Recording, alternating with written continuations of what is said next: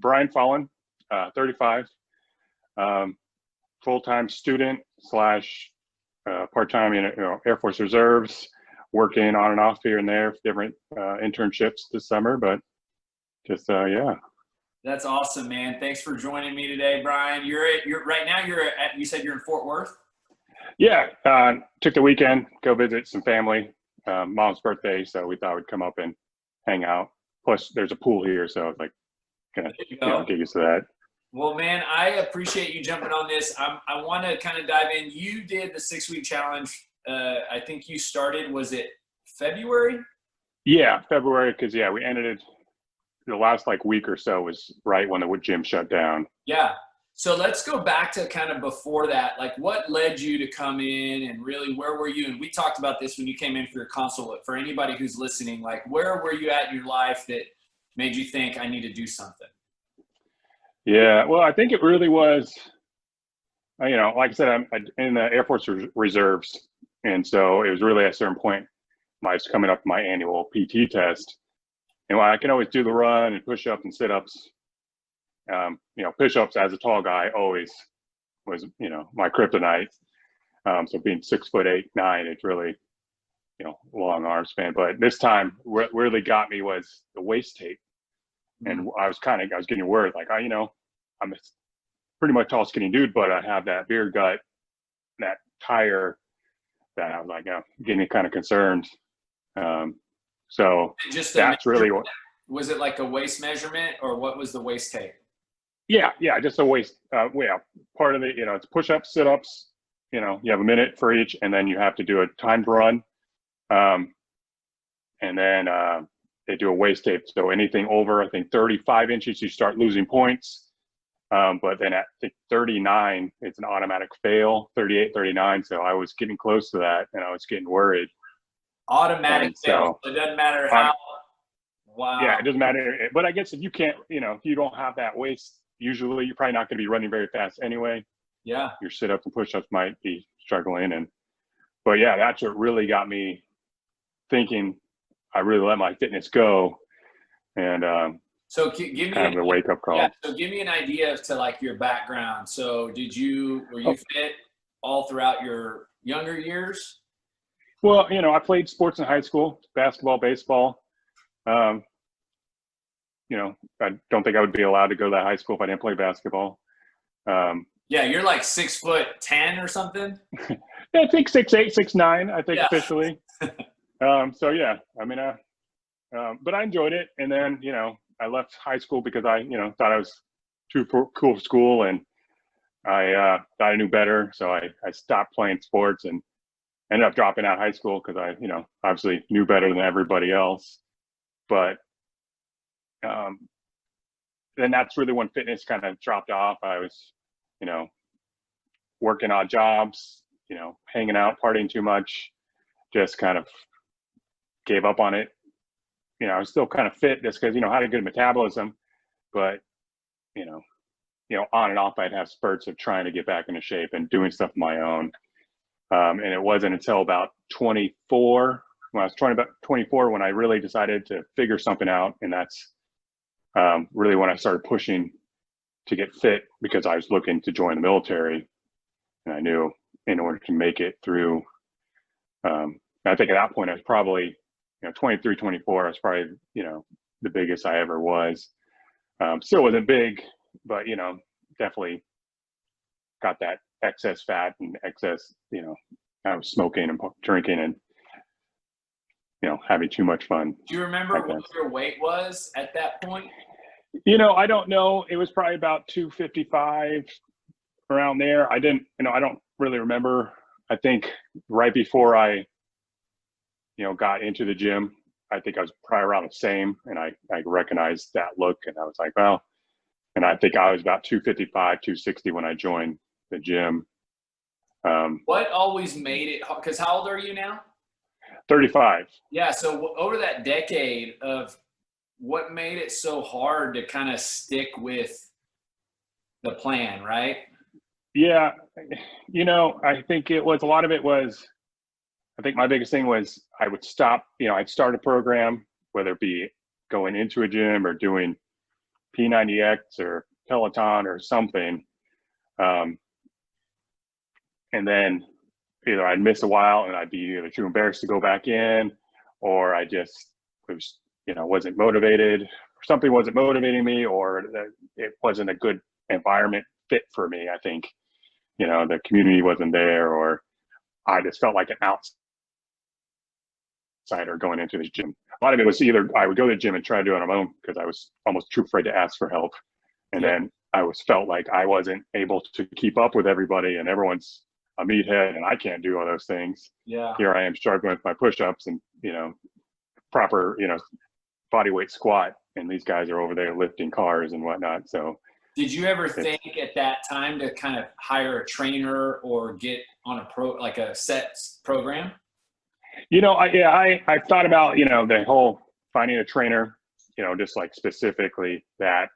But I know it was, on and off when I was working, waiting tables and, before 25. I didn't have the money for it, first of all. So I would go to, the gym at school, or just kind of start running and doing some push-ups here and there. And then, I definitely thought about it. I've started an on-ramp for a couple different CrossFit gyms in the past. And I either stopped going either because I was, I missed a few times, and then I was kind of, felt like I was falling behind and couldn't keep up anymore. And also, I didn't really feel like I fit in to that gym. We'll dive into this particular experience, but out of curiosity, what made this experience stick longer than the other when really you were against all odds this time? Yeah. Right. I honestly, it probably, I'm going to blame Kyle. So he's, been there making sure I keep doing it. I mean, he's, everyone, all the trainers and coaches, there's just, and everyone there, everyone's come up. I've never seen it. They come up and talk to you and say, hey, we're all on the same page. No one is, and everyone's at the different levels of fitness and has different goals. So the atmosphere is just completely different. And now, I think that's why I've been willing to stick. And that's why it kills me not being able to go in all the time. I know I want to start getting back, but I'm still kind of apprehensive. And yeah. So let's go into the beginning of your 6-week challenge. So you and I meet, we go over the plan, you meet with Kyle, kind of give me a little bit of what you're thinking. You're about to enter this new program you've never done before. What's going through your head?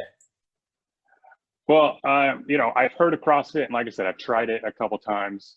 And my buddy, Greg was, we were talking one day about, different fitness. I'm like, I'm trying to get back into shape, gotta test, gotta get back to it. And he mentioned BoomFit, and he mentioned he was doing CrossFit. And I was like, oh, okay, well, tried it before. Maybe that's something to give a try too. And then I came in and talked to you guys, and it seemed like it wasn't CrossFit forward, I should say.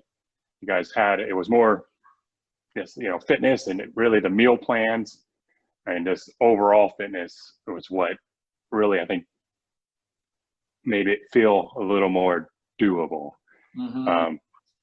And so I think I would, going into anything new, especially, knowing like, hey, this is, something I'm going to be spending some good money on, but even, something, it's worth it.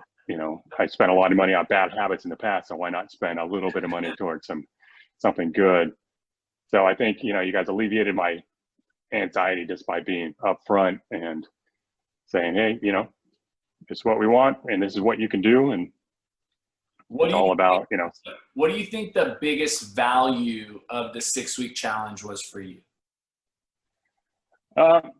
Accountability.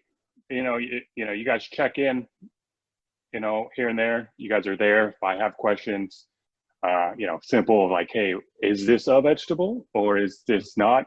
But then knowing that it was on me. So, and I also did it with my wife. So that was definitely helped out, having accountability partner, airman, battle buddy, whatever you want to say, your wingman, to make it easier and have that accountability but knowing that you're going in every day and they're checking on you and they're generally concerned about your well-being, that's what I think made it, I felt successful because of that. When you did your 2-week check-in, I mean, you had some like crazy results. What was that? Yeah, that was mind-blowing. I was, I think oh man, I wish I think it was like checked 10 or 12 pounds and like 6% or 7%. I think so. That. It was something, ridiculous. I think it was about 12 pounds, and it was definitely about at least 5% body fat.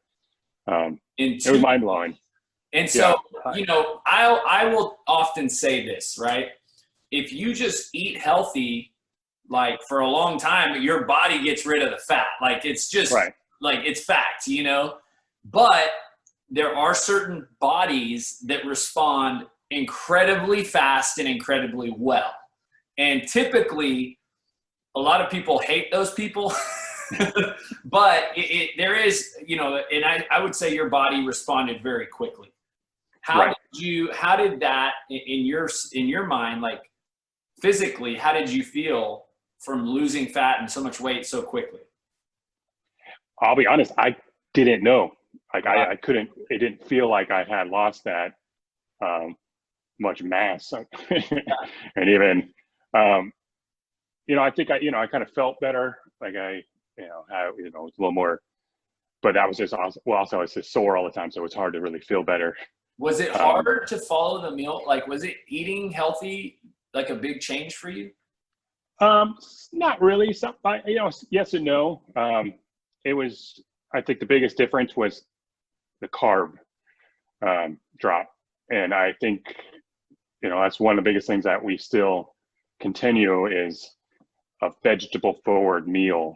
And that's, I think, one of the biggest takeaways we took from that was, because everything is always like, well, what's the side? I guess it's going to be, something starchy, something good.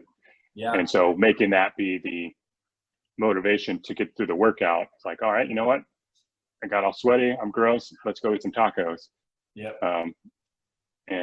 But yeah, it definitely was, really just an eye opener to seeing like what we normally are eating. They didn't put a second thought to it, into eventually it's being, okay, the veggies should be the star with the side of protein rather than, a big bowl of pasta.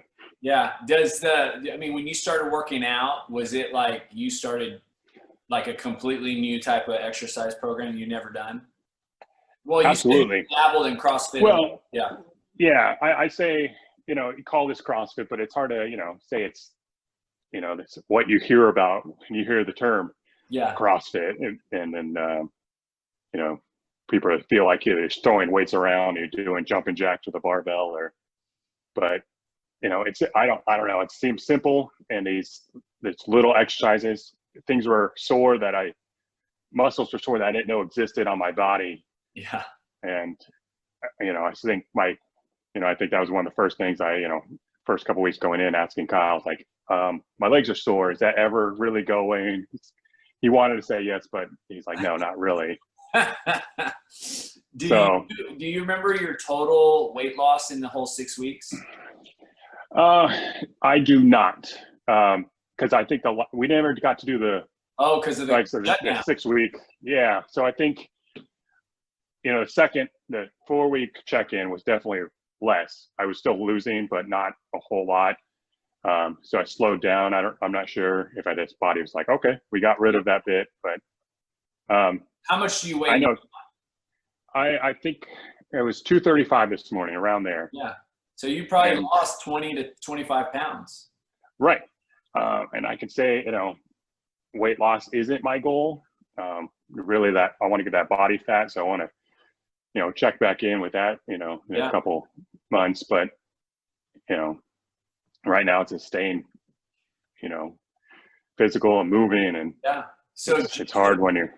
So when the gym closed, right, which was towards the end of your challenge, right, what thoughts went through your mind? I know obviously there's a ton because we're about to go into this pandemic that we had no idea, but specific to, you're on this program, you and your wife are doing it, like what was going through your head?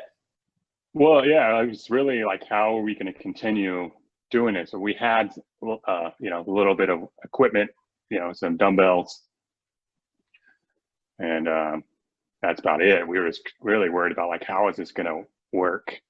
Are we just going to fall back in, you know, you have that thought like everything's just comfort food now because, we need some comfort in life. Yeah. And just rethinking that. But yeah, I mean, it was just, I think the toughest thing was like how, it's like kind of, it's like a maintain, but we're going to lose a lot and gain some weight back by not, continuing with this. But you guys kind of set up your workout area, right? Like you all had, Yeah. so how consistent? I mean, you're still working out at home, so it's obviously working for you. Right.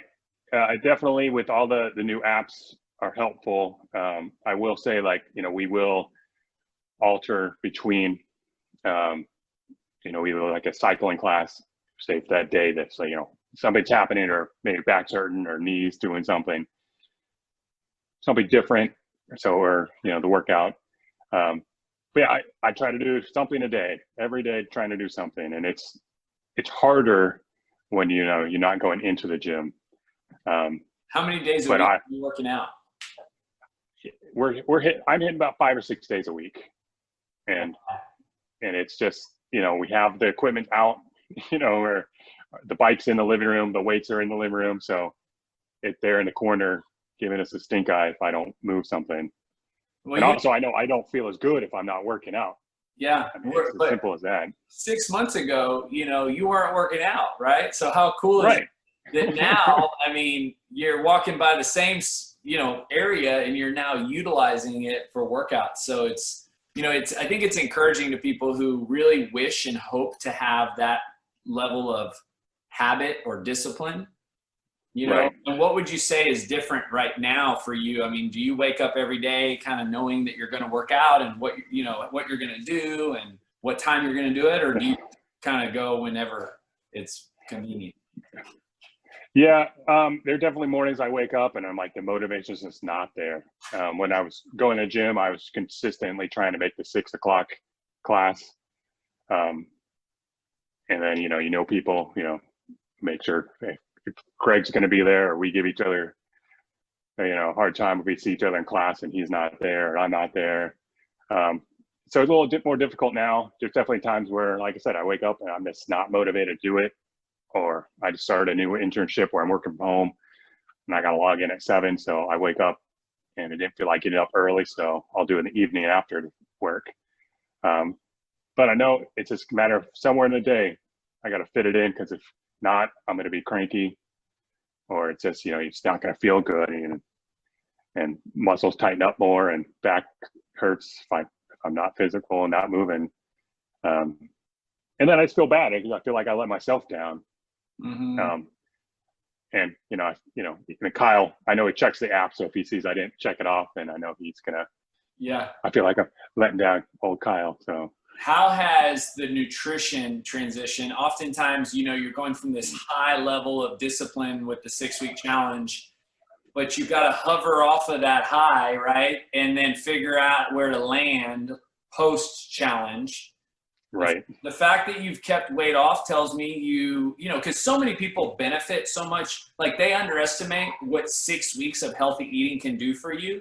Yeah. So you're still benefiting from that really big jolt of discipline and clean eating, and then you level out. So where have you kind of leveled out? I want to say I was, we're been better about it, but we have our hits and misses. Sorry, there's dogs in the background. Oh, you're good. Okay. But yeah, I mean, we definitely have better weeks than others. Like I said, we still try to make the vegetable forward meals. We're nowhere near as good as we were on that 6-week challenge. I mean, it was tough. But yeah, I mean, it was simple, and a lot of times, you get to the point where, you're like, how many veggies can fit on your plate, and eventually you're just like, I'm full. So I think that's the biggest thing. We're still trying to work our portions out and changing, how we prepare our meals, trying to meal prep, putting out in a small bowl, what we want to eat and putting the rest of it away. So it's just not sitting out easily for leftovers. Yeah. I think, yeah, like I said, I mean, that's the biggest thing we took away. It's these little habits. And, you know, we once in a while we'll make or eat a pizza, but, you know, mostly it's getting a bunch of veg and working around that. Yeah.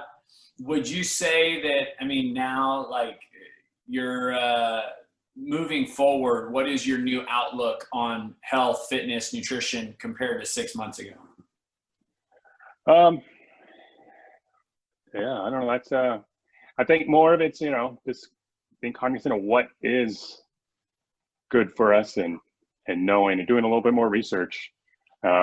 You know, because I mean, that's what I think the 6-week challenge. I mean, I was just learning a lot more about our bodies, how we respond to things. Because, I mean, I do most of the cooking in the house, so I kind of cook towards more what I like and how I feel. And I always remember talking to my wife Vicky to say, "Hey, what do you want today?" Or, you know, and sometimes we just eat different things because, you know, it's what works for me doesn't always work for her.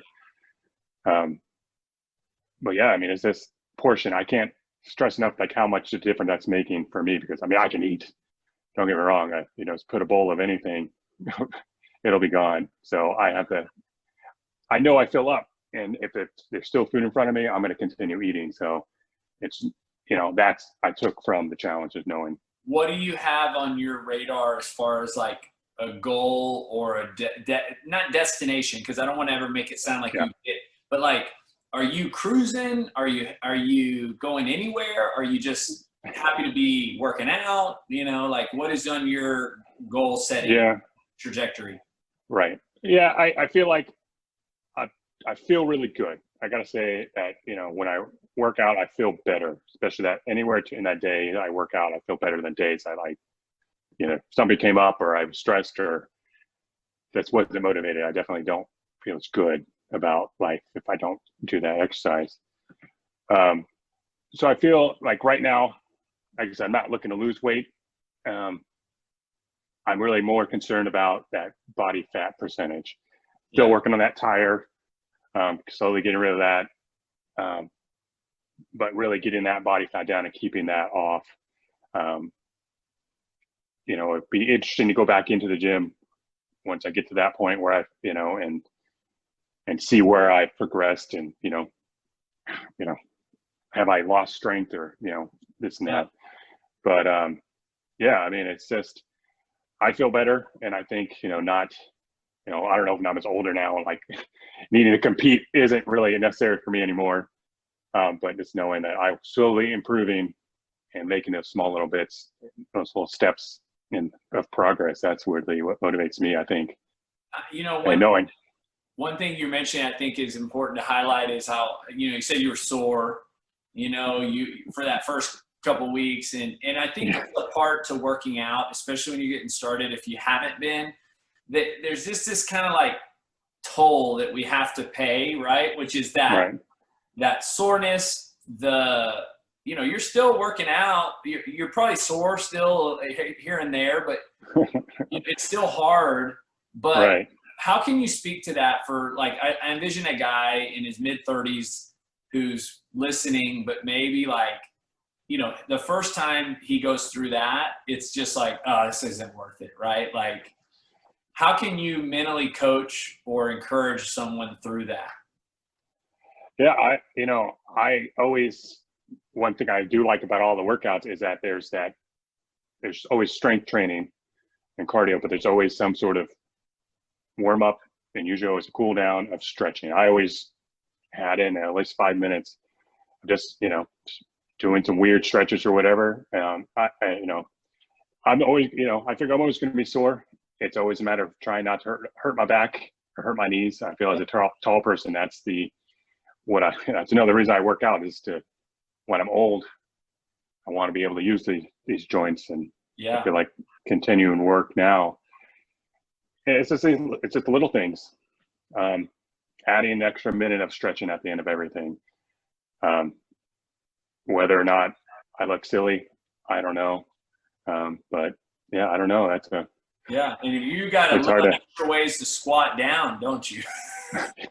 Right. Oh, that's the biggest thing, guys. Oh, squats and push-ups. But yeah, knowing that, like every once in a while, I think it was during the Murph challenge, something finally clicked in my brain of how to properly squat, and it's a game changer. And it's like I've been doing these squats for the gym for however long before the Murph challenge, but then that day, I guess after 5 million squats, it just kind of hit. Yeah. So, and that's me. I mean, that's the big takeaway. Is like, just something clicks one day that you've been doing these same exercises forever, and all of a sudden, you get that little eureka moment, and it's a little bit of every day is a new motivation and a little new thing. Yeah, man. So last question, I ask everybody. Podcast title is "Building Better People." That's kind of our mission purpose here. We believe that what we're doing is beyond helping people physically, because we believe when you start exercising, it overflows into every area of your life, and you just Absolutely become a better version of you. So how's that true for you in this experience?